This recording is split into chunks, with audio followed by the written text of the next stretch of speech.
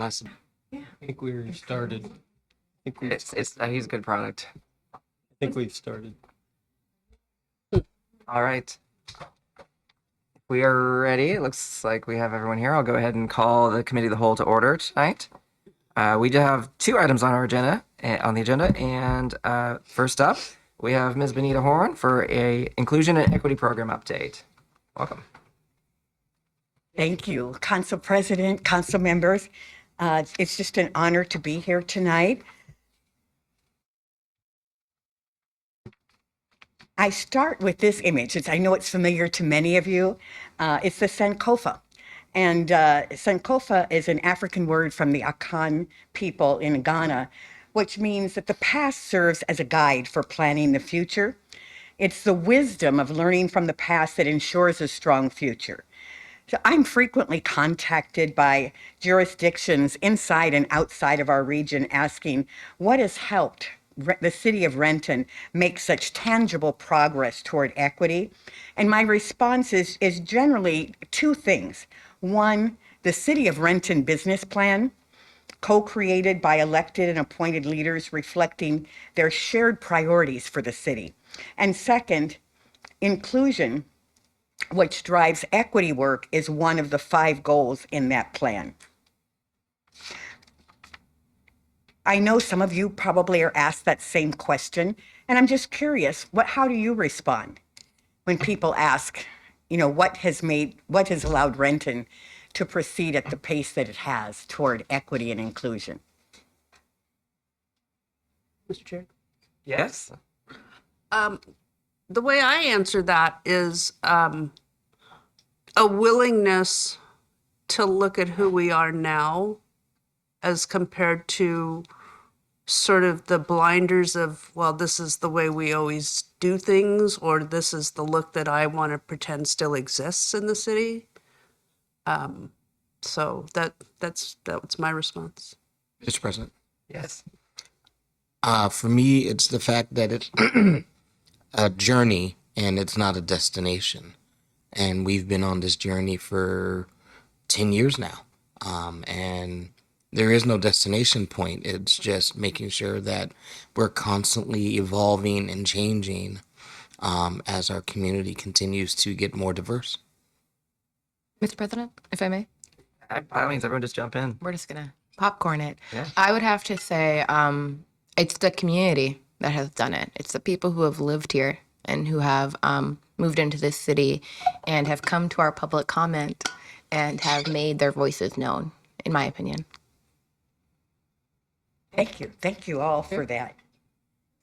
Yeah, I think I would have to second Councilmember Rivera there. She kind of took the words out of my mouth. I think it's really having our community bringing the challenges and the issues that are impacting them, and then having the diverse representation from those lived experiences and professional experience that make up the business plan.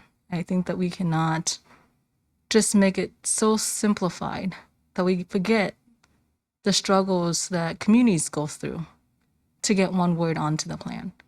And so having that is a testament to our Renton community and how much we are learning and growing, and very much appreciate everyone's work on council as well as our community for letting us know what are their challenges. Thank you so much.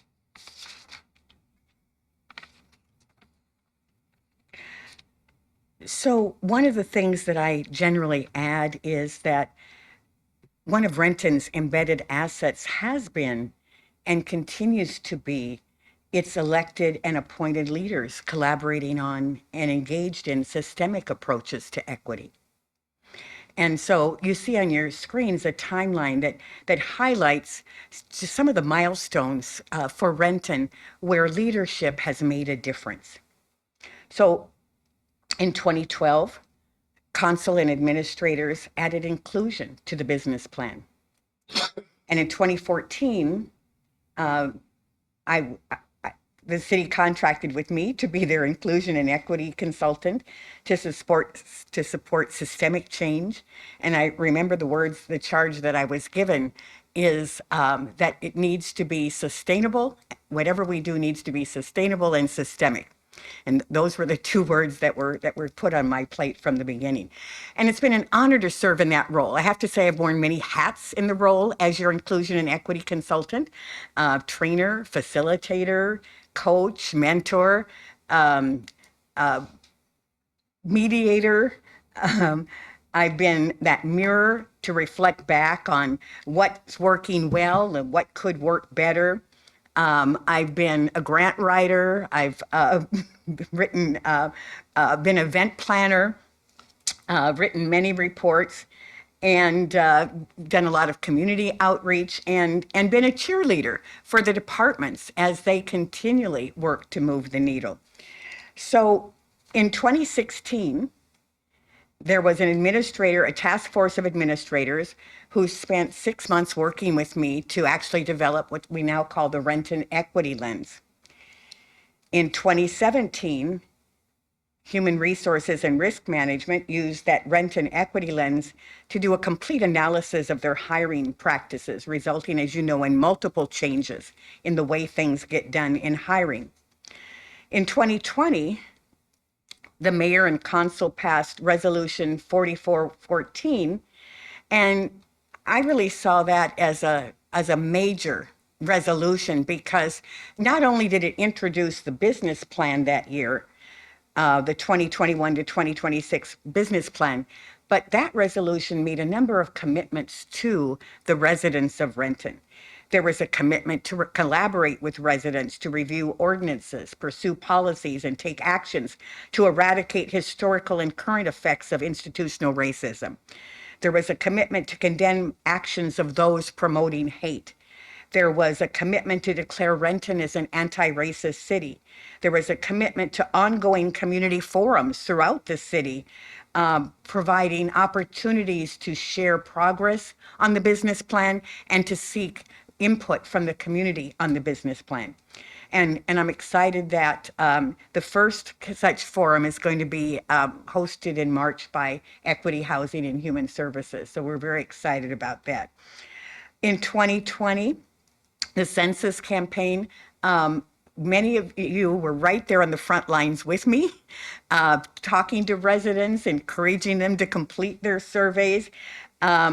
We did a great job collectively of engaging community, including those who have historically been overlooked. We leveraged the relationships and trust that we have with the community. And we had remarkable results. We went from a response rate of 67.2 in 2010, which was among the lowest in South King County, to 75.1 in 2020, which was the highest in South King County. And so it just showed, once again, that we are better together. In 2021, Council Retreat had agenda included several action items. One was directing all boards and commissions to attend the Inclusion Foundation workshop, the Renton Equity Lens workshop, and to use an equity lens when making recommendations to council. And so I'm wondering if, following through on your action item in that retreat, what thoughts you've given to support accountability on that action. When are you asking, has the Renton Equity Lens been used in this recommendation that you bring to us? In 2021, you supported formation of Equity Housing and Human Services Department. In 2022, the Renton Equity Commission was launched.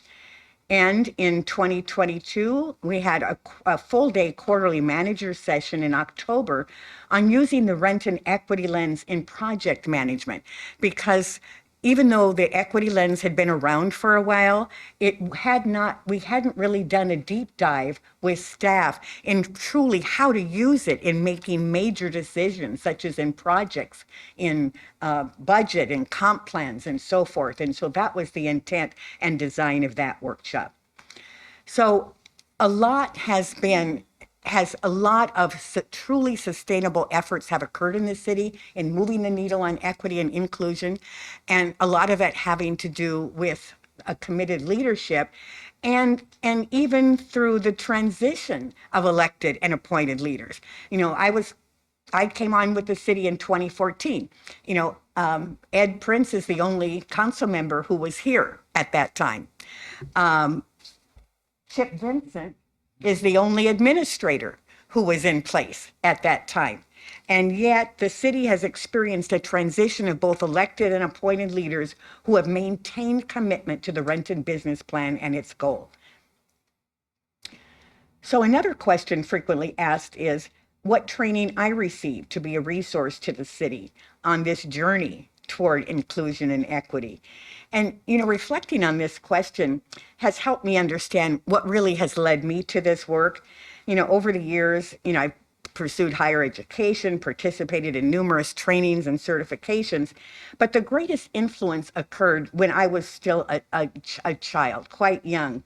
And it was the adult role models around me. My family didn't tell me that we had to work toward equity and open the door for others coming behind us, but they showed me by the way they lived their lives. My dad was a Tuskegee Airman, right? And after the war, he reenlisted and ultimately was a captain in the Air Force. His mother, my paternal grandmother, whose complexion was very fair, most people, when they looked at her, thought she was white, and she quickly corrected that. But she joined a women's health club. And after she joined, she found out to her dismay that it was a segregated club, that women of color were not allowed to join. Now, my grandmother was a beauty salon operator. She had her own salon. So she went back and organized a group of her clients. And first she'd asked the gym for some passes for guests, and they said, "Oh yes, Mrs. Mayberry, you can have as many passes as you want." And she took about 30 Black women to the health spa. They didn't know what to do, so they closed the doors. But 3 months later, when they opened, they were no longer segregated.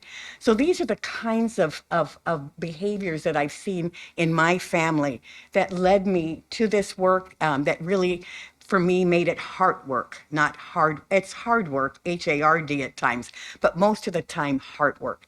So who were the role models in your early years that helped you build the wisdom for public service or for equity work?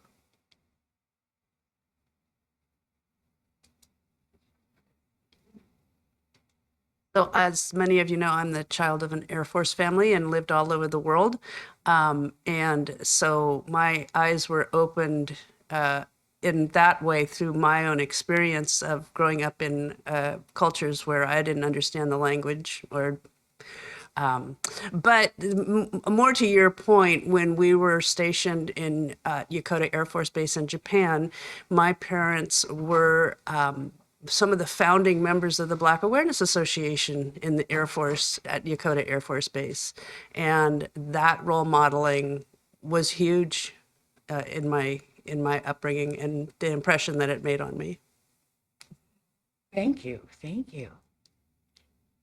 Anyone else want to chime in? I mean, oh no, I was just I would say probably my parents and my grandparents probably also instilled similar values in me in their own ways. My father was the first of a few things in his life and experienced quite a few inequities, and based off their own lived experiences, I think they tried to instill me with values and of lifting up other people's voices as well as using my own. So I appreciate you sharing your story, though. Thank you.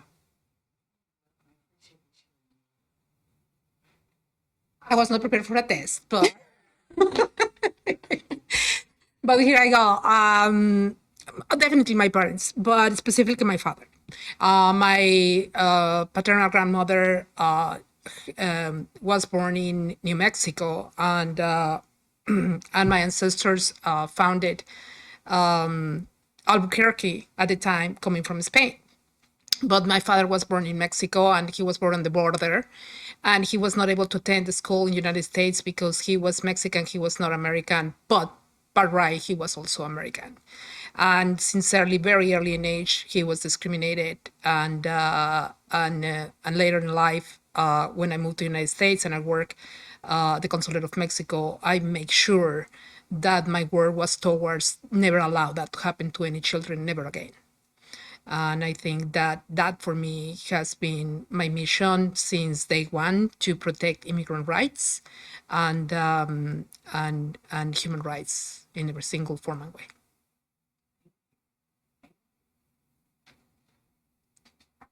Also, President, I was trying to give space if you wanted to say No, something. go for it. Okay. Thank you for the question and thank you for sharing your experience. I think for me, as my mother, who had a third grade education from a village, Cam Ranh village in Vietnam, near the military base in South Vietnam. And the values that she instilled, while only with a third grade education, was of faith, service, and learning. And with that and my not so-called privileged lived experience of a refugee, I come to understand the systems of law and systems of government that have been oppressive to countries, to people within the same country. Whether you call the unification of Vietnam is a great thing, or the stolen of South Vietnamese land, or you're calling the refugee camp a safe haven. In fact, it's not. But we're blessed to reach the shore of freedom, and how the values of faith, community service, and learning continue to be able, for me to be able to show that through my work. And thanks to the community, I've been a recipient of all the community nonprofit services, and through the budget allocations that we have had here, but obviously at the state level. So I can see poverty, I can see intergenerational wealth, I can see what it means to be an attorney and also a former refugee.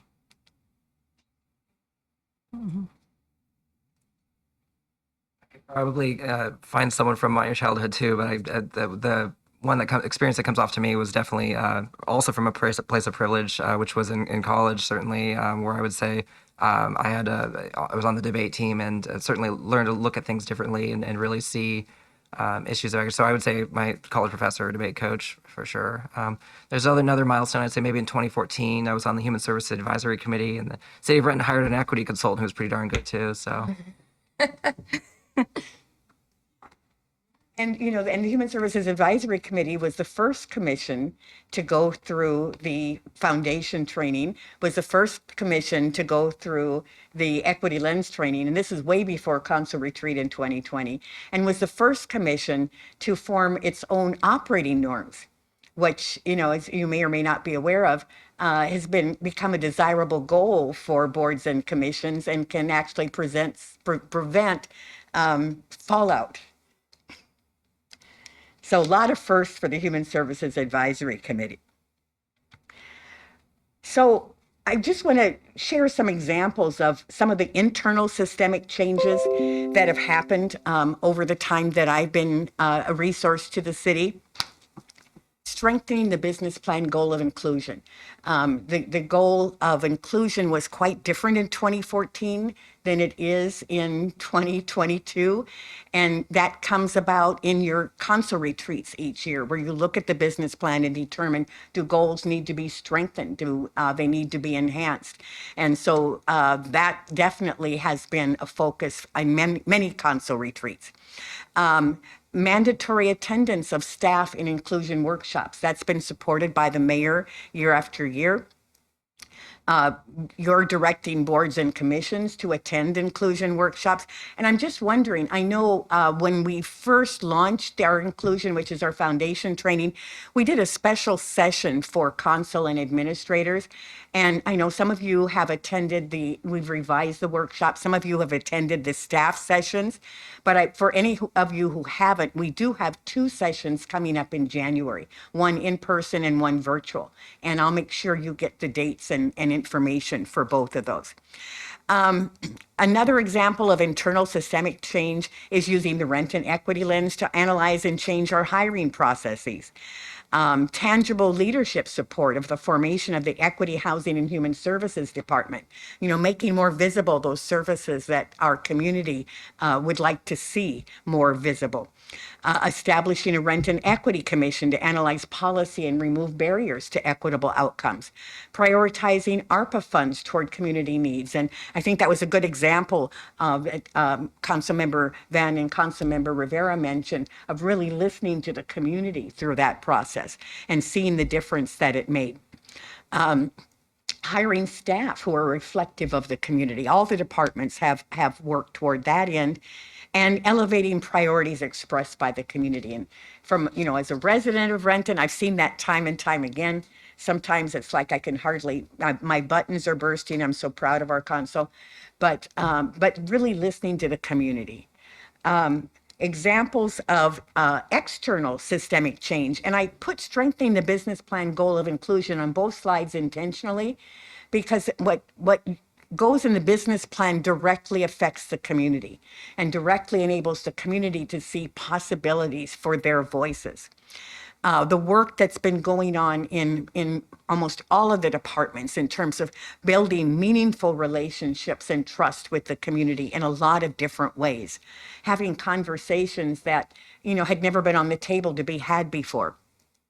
Many of the actions of the Mayor's Inclusion Task Force, they've been a great facilitator of change and a connector between the city and the community.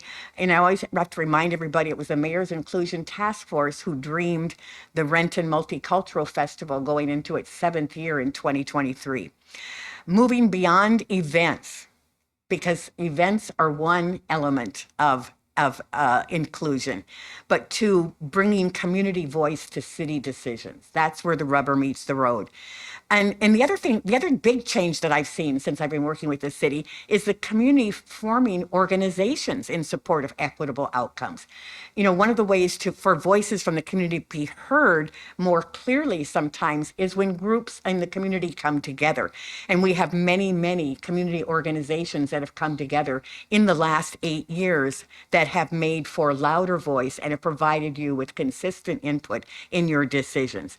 And then just the evolution of community leaders that I've seen, including youth. So our journey continues. I took a page out of Councilmember Prince's book. I agree with you. This is a journey, not a destination. And I say that repeatedly over and over again because, we're used to what a friend of mine calls the microwave mentality. I put it in the microwave, it pops out, it's done. And equity and inclusion have been part of the journey preceding our walking on this earth and will continue being part of that journey after we no longer walk on this earth. It is a journey. So my piece of the journey, at least with the formal relationship with the city, completes at the end of March. And so in preparing for that, when I leave, our journey toward the goal of inclusion to date will be memorialized. In the timeline that you saw, I only focused on some of the impacts of leadership. I have pages and pages and pages of timeline. And so I'm working with my team in EHHS. We'll be memorializing those. That'll be on SharePoint so that anyone who wants to can get more information about our journey. I also will pass on some recommendations and make sure they're in place for continuing the journey from where I sit and my best view at that point in time. And I will also make sure that care will be taken in handing off years of relationships and trust that I have built with various community members so that we don't abuse that. So this journey is our legacy. And so the question that I leave you all with, and I just love it if some of you could speak to this tonight, what evolution of inclusion and equity do you envision from here? What would you like to see? Mr. President. Yes. Hi, Benita. I love you today. First of all, I want to thank you for your presentation. I said it once, I said it twice. I don't even know how to start saying thank you for everything that you have helped us to achieve since the day that you were hired. and way before that. I was very surprised that I didn't see in your timeline the Mayor Inclusion Task Force, because I think that that's also one of key elements that start transforming who we are as a city of Renton. I do remember perfectly the day that you guys start putting together that Mayor Inclusion Task Force, and specifically the work that you did in 2014, 2015, collaborating with the police department to bring together the pastoral group, the African American, and those first conversations that we have and we joined at the high school, with students, and that for me that was the beginning of something very serious. That was not we were trying to achieve inclusion. It was more, we want to hear from you and we want to start creating a bridge. And later, of course, the incredible work that you have done with the police department, including Chief Milosevic, Van Bailey, and Schultz, not just with the community, the African American community, but with the Hispanic community. I don't see there is another city today that has the level of communication and engagement that we have with Spanish-speaking community in any other city. And I have seen this transformation in the last 8 years, Benita. So if you ask me what is my goal, I would like to see exactly that domino effect that we had with the Spanish-speaking community, with other communities at the same level. Because I said it in the first meeting that we had 7 years ago with the Hispanic community and the Latino community, that I will be very surprised the day that we have community members walking into City Hall and feeling comfortable and feeling that they could ask any questions to any staff members and don't feeling afraid of them. And that has been my goal since day one. That they not just know that normally when you're an immigrant, you know that you have a lot of responsibilities, but you don't know your rights. And you are very silent, you're very quiet. And I think for me it has been a bigger goal to make sure that everybody feels welcome. And that is where I envision this, where no matter where you come from, nobody, the color of your skin or your ethnicity or your religion, you know that we are here for you and you have a voice and we want to hear that voice.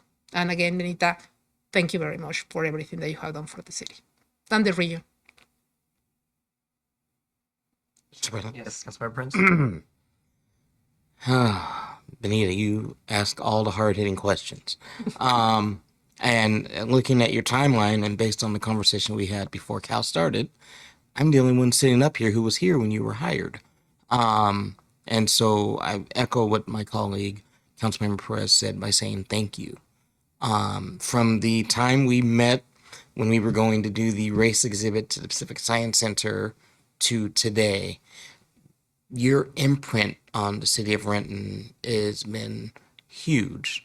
And so I want to thank you for everything that you've done for us as a city to help us see the good that we can do by being equitable and inclusive.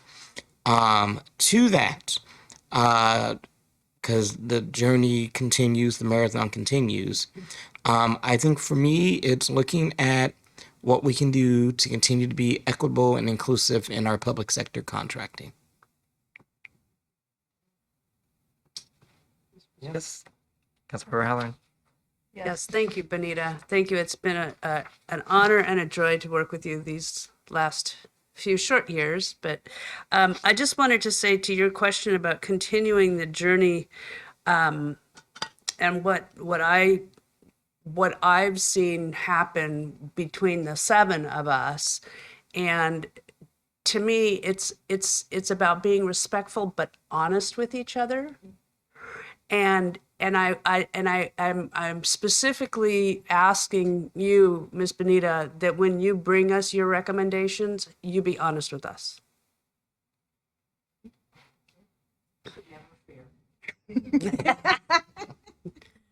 And I would say for myself, I think I would love to see more equitable and inclusive legislation or citywide ordinances that we can, put ink to paper and see those certain things become a reality. I think, in terms of public sector contracts, what comes to my mind is community workforce agreements and building that into community workforce agreements, if that's something that we would like to tackle. Additionally, I think more measurables, especially as it pertains to our business plan, to really follow that data to make sure that what we've done since 2012 is being shown in the numbers so we can be able to keep tracking that and see what works and what doesn't.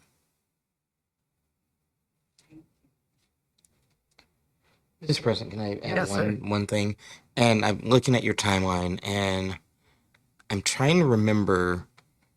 I believe Councilman Perez was here for this. We had a council training that you did for us, which I think we kind of led the charge because I don't think other councils were going through the same kind of equity training at that time that we went through back in 2015. So I want to thank you for that as well.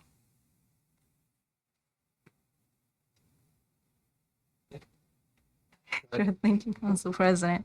Thank you for all your work. And thanks for all the questions. I know we're not put to the test here, but I think, I think when you come to work with heart, you and the staff that we have in our city, we see that, community sees that. And for us learning and growing together, it really transforms our city for the better. In terms of the vision or the legacy you're talking about, I think for me it's making sure that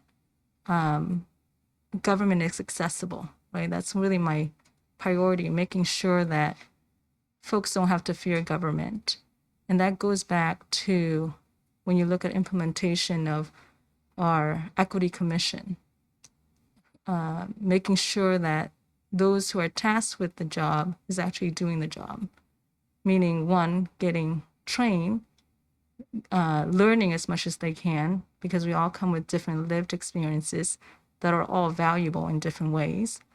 And that we're able to have that same shared vision of a better Renton, making sure that there are more minority contracting, making sure that our seniors and veterans are getting taken care of, our small businesses are not left behind. And most importantly, people drive to Renton, not through Renton. I think that's really important as we grow and build our city for the better. I love that. We're the destination point. Any other thoughts? Yeah, and I would just add, similar to the points that already been raised, but I'll go ahead and pile on since I'm going last. And that certainly was. I do think the Equity Commission is going to be the driver as far as our kind of that next evolution. I think that's why we stood them up, to give us that ability to reflect on it. So I do think I would look a lot to them and their expertise and have them be an action-oriented body, as was said. And as far as council action goes, I certainly would look for those recommendations to be what can we do locally within our, that is within our power to do as a local government. And if it's not within our power, let's make sure it's on our legislative agenda or things we're advocating for regionally if it's not something we can do right here on ourselves. And I think we've been doing some of that work, but I just want to make sure we stay on top of it. And I'm not going to say, ahead of any sort of bend in the road or anything like that, but,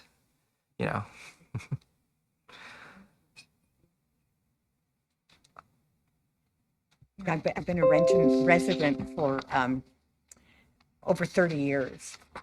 And I still bless the day that I moved to Renton. So that has not changed. So thank you all for your support, because in the end, none of what this city has been able to accomplish in the 8 years that I've been here would be possible without support from leadership at all levels, and staff at all levels, and community. It's really a village effort. So thank you for carrying your piece. thank you, Keep Anita. Anita. All right, that was a great presentation, good conversation. I love the council participation parts of it. I also wasn't expecting the test. Kept us on our toes. It's what I do. Yep. All right. Looking for a C, passing. We pass, right? Yeah.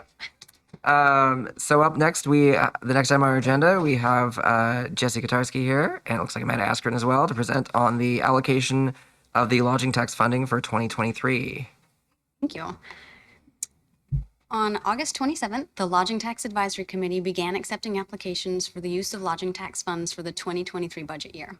Applications were due on October 21. 23 applications, including 8 proposals for new programs to the city, were received, totaling $1,175,230 in requested funds.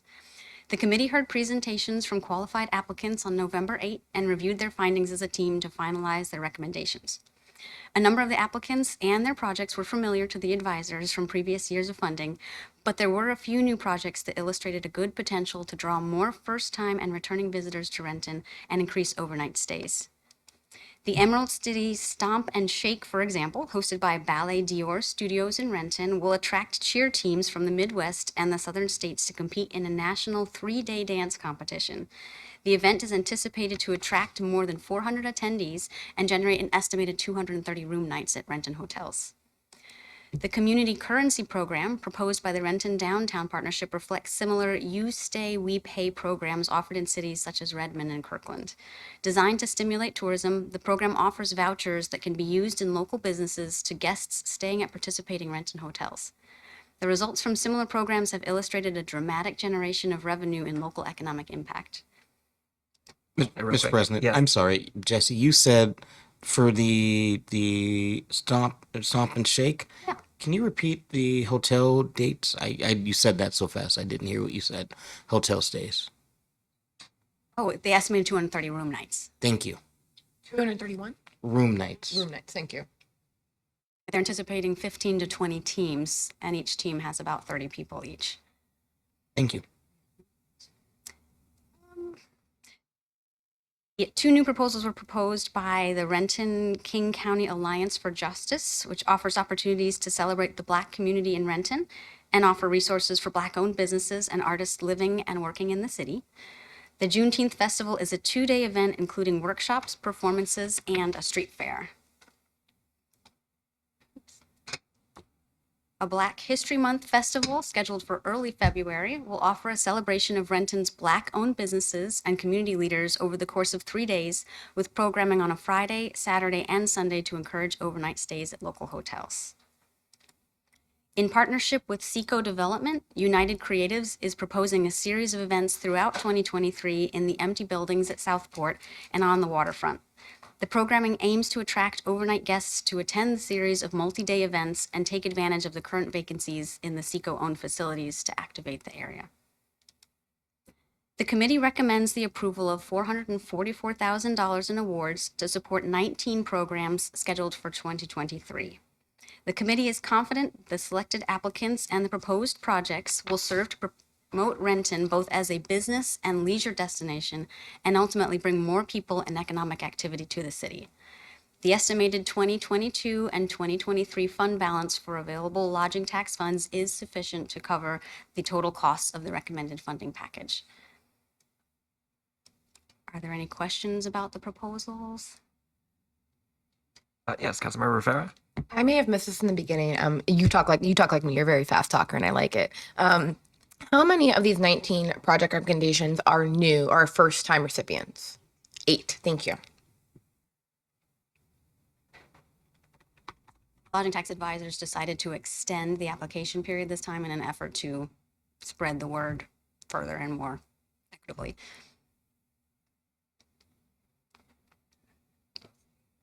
Verbo. So President, thank you for your presentation. I wanted to ask, in terms of, I see the recommended amount that's to be awarded. What is the ask for each one? Do you have a slide on that? I don't recall. And then is it for the ones that are 5,000 in general? Are those all new programs?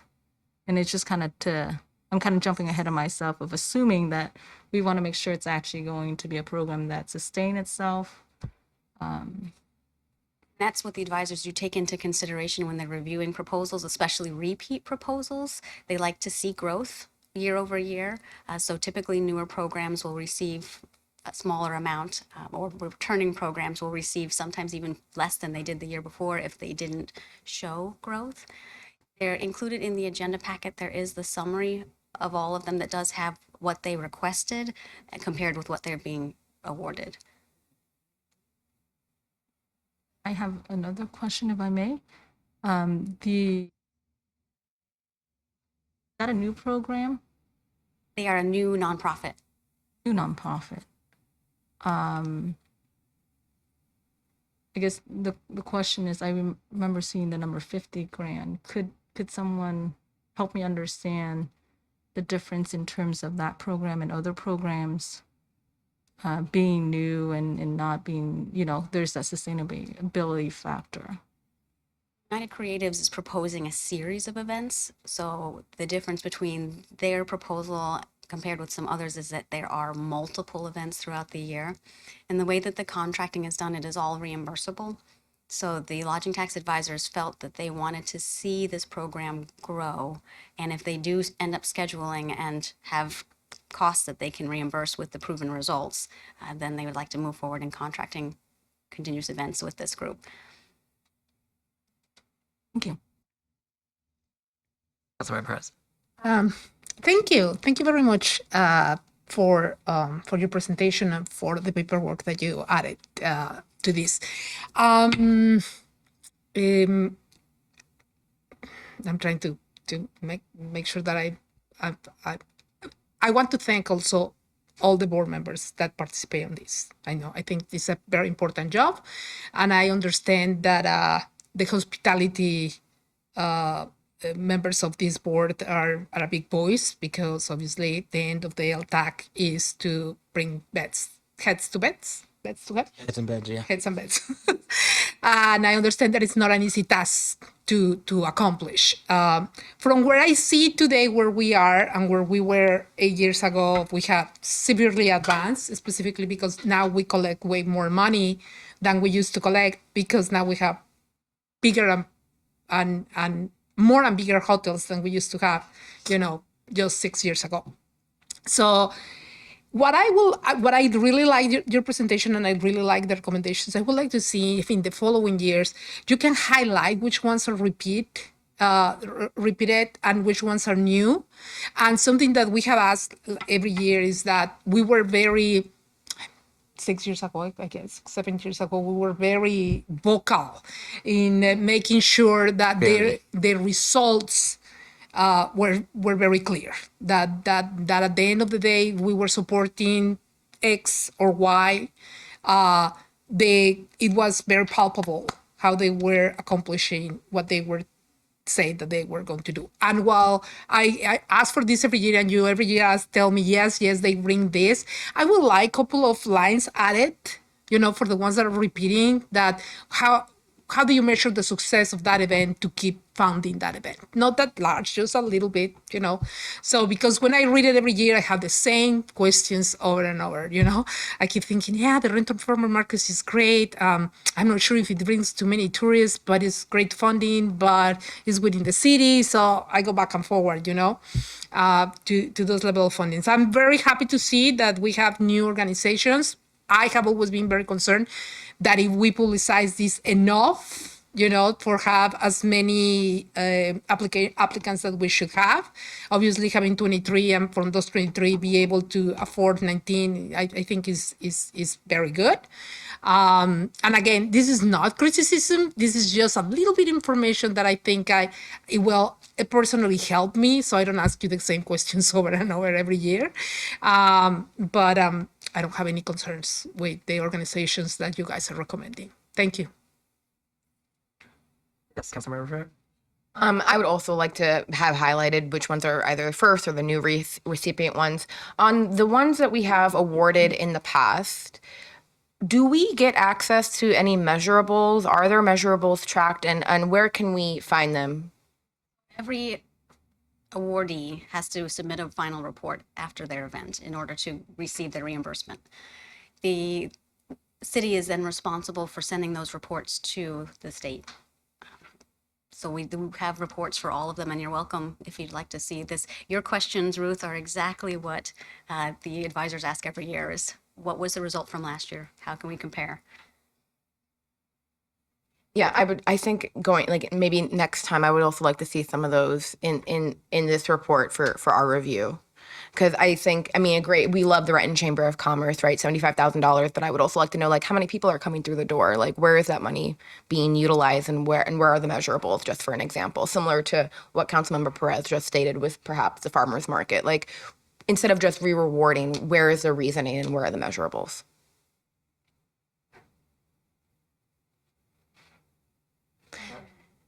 Thanks, Councilmember Van. So since you mentioned we have the information, could you kindly send it to us then? That'd be rather than us looking for. Appreciate it. Thank you. Then can we get a list of those, the 8 that are the new recipients? Because I don't know which ones on here are the new ones versus the ones we've already awarded in the past. Thank you. All right. I'm not seeing any additional questions. That we do have a committee report to sign on this tonight, and so if there are no objections, I didn't hear any objections over any specific item. It sounds like more information, which I totally agree with. Love information. So I will plan on signing that committee report, recommending that we approve this funding list as presented. So, and again, I also want to echo the thanks that Councilmember Perez said about the process that goes into it. I know I do appreciate the LTAC committee looking through all these applications and reviewing all that stuff. So definitely makes our job a little bit easier up here. So, all right. Oh, one more. Yes. Go ahead. Sorry. Thank you. Thank you again. I have a question for those that did not receive the recommendation. I'm assuming there's a denial letter and there's a process of next steps of how they can better their application for the future. Because I think there's some worthy organizations here that could, while not recommended, I think that they could use the support to. We're offered an opportunity to meet with the advisors if they would like some more information or explanation of why they were denied. Thank you. I'm sorry. Really quick. And just for clarification, I know that the rules, state rules for granting this are very, very, very well highlighted. I mean, I think the board is doing an incredible job. Is a board or what is it? It's called board? Committee. Sorry, I'm just making it a board. I know that committee are very aware of those, and again, I highly appreciate the job that they do, because I know that the state is very tough with the rules and regulations for the LTAC. Thank you. All right. I think that about does it. Thank you very much. We're adjourned.